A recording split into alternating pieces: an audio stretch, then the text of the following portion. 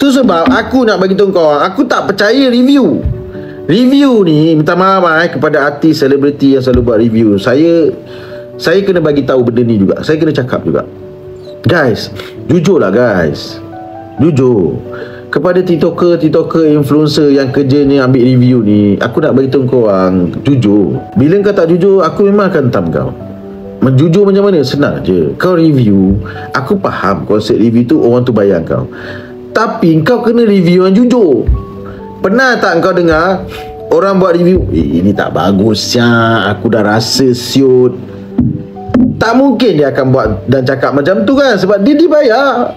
So maknanya apa kata-kata kau yang keluar tu adalah benda yang dah di-plan, skrip yang dipaksa untuk kau cakap. Bukan suruh kau bercakap yang jujur sebenarnya. Dia nak beli follower kau je, dia nak dapatkan eyeball follower kau untuk nak tengok je benda tu.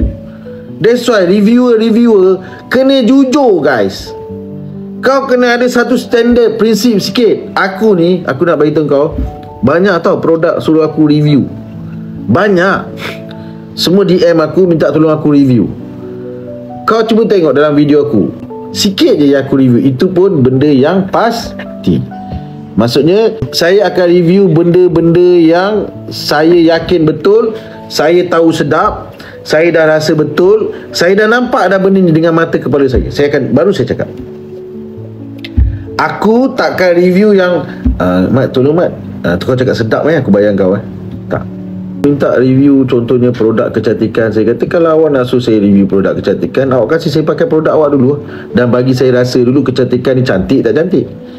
Tapi sebelum aku rasa, aku nak tanya dulu, ada tak produk kau ni diluluskan, verified oleh KKM sebagainya kan. Aku akan tanya benda tu semua. Kalau peringkat awal aku tanya pun tak lepas, so tak mungkin lah aku akan review barang kau. Korang jangan mudah sangat percaya kepada reviewer ni semua.